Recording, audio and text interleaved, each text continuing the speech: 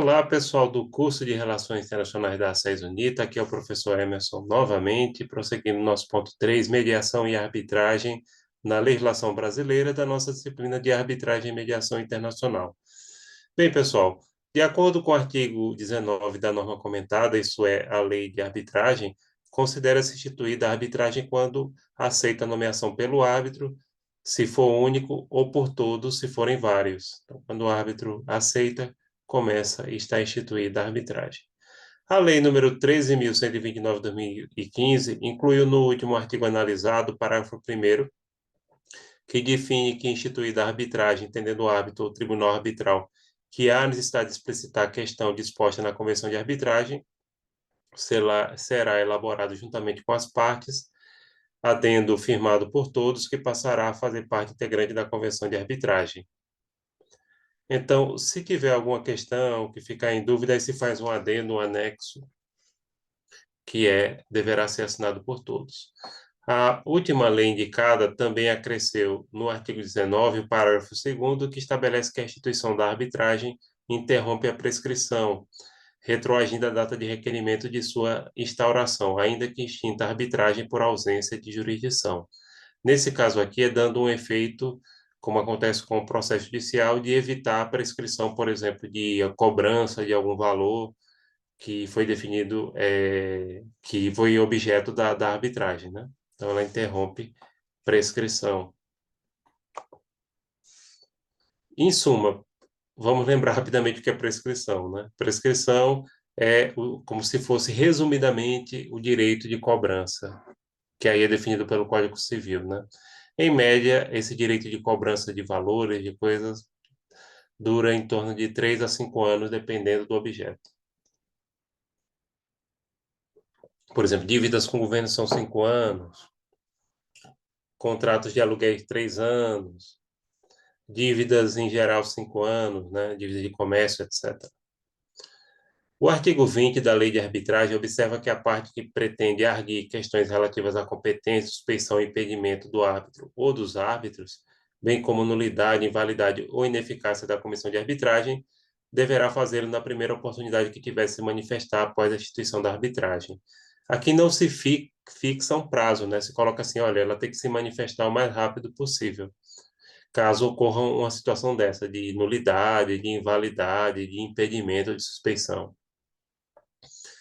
No artigo 20, parágrafo 1º da Lei de Mediação, regulamenta que a acolhida à arguição de suspeição e impedimento será o árbitro substituído se for entendido que ela se adequa. Por exemplo, se é um árbitro de uma instituição, a instituição vai fazer essa análise.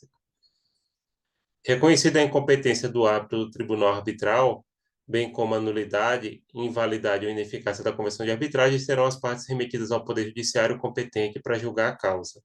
Então, nessas hipóteses, o Poder Judiciário vai definir, né? Por fim, no parágrafo 2º do artigo comentado, define que, não sendo acolhida a arguição, terá normal prosseguimento a arbitragem, sem prejuízo de vir a ser examinada a decisão pelo órgão judicial competente, quando da eventual propositura da demanda que trata o artigo 33 dessa lei, que a gente vai falar um pouquinho mais à frente. O artigo 21 da norma analisada dispõe que a arbitragem obedecerá ao procedimento estabelecido pelas partes na Convenção de Arbitragem, que poderá reportar-se às regras de um órgão arbitral, institucional ou entidade especializada, facultando-se às partes delegar ao próprio árbitro ou o tribunal arbitral regular o procedimento. Então, aqui tem a ver com as regras, né? As regras podem ser as regras do próprio órgão ou as partes podem delegar ao árbitro como seguir as regras para a arbitragem, né? No parágrafo 1º do artigo referido, determina que, não havendo estipulação acerca do procedimento, nesse caso são as normas que regem o procedimento arbitral, tá? Não são as normas que vão servir de análise, por exemplo, para um contrato eventual contrato que é objeto da disputa. Caberá ao árbitro ou ao tribunal discipliná-lo. O artigo 21, parágrafo 2º, informa que serão sempre respeitados no procedimento arbitral os princípios do contraditório, da igualdade das partes, da imparcialidade do árbitro e de seu livre convencimento. Vou falar rapidamente cada um deles, né? Contraditório significa que as partes devem apresentar, em igualdade de condições, os seus argumentos de defesa. Então, sempre que houver alegação de uma parte, deve dar a outra oportunidade de se manifestar. Igualdade entre as partes é óbvio, né? Imparcialidade a gente já falou tanto, né? Imparcial é o árbitro que não prejudica ou auxilia uma das partes por ser amigo ou inimigo dela, né? E livre convencimento do árbitro significa que o árbitro ele pode formular livremente o seu convencimento desde que seja fundamentado naquilo que define as próprias cláusulas de arbitragem, tá? Então, ele pode decidir livremente, fundamentando a sua decisão nos fatos e nos aspectos jurídicos levantados no processo arbitral. Ao seu turno, no artigo 21, parágrafo 3º, se confere às partes o poder de postular, por intermédio de advogado, respeitado sempre a faculdade de designar quem as representa ou assista no procedimento arbitral. As partes, pessoal, podem nomear advogados na arbitragem, não é obrigatório, já assim como na mediação, mas podem nomear se quiserem. Quarto, perdão, da lei de arbitragem, se possibilita ao árbitro ou ao tribunal arbitral, no início do procedimento, tentar a conciliação das partes, aplicando no que couber o artigo 28 dessa lei. Então, aí é tentando fazer até uma espécie de mediação, né? Tentando conciliar as partes.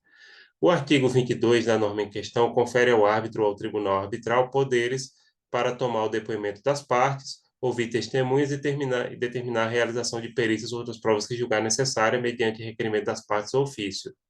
Então, o árbitro ele pode fazer procedimentos parecidos com o do juiz, como, por exemplo, ouvir testemunhas, fazer perícias, determinar a produção de provas. O artigo 22, parágrafo 1º da Lei de Arbitragem esclarece que o depoimento das partes e das testemunhas será tomado em local, dia e horário previamente comunicados por escrito e reduzido a termo, que é um documento, né, assinado pelo depoente ao seu rogo e pelos árbitros. Ao seu rogo quando a pessoa não é alfabetizada, né, aí outro assina por ele. Bom, pessoal, aqui encerramos mais uma parte do nosso ponto 3, mediação e arbitragem, legislação brasileira, da nossa disciplina de arbitragem e mediação internacional. E ficamos, como sempre, à disposição de vocês. Tchau, tchau.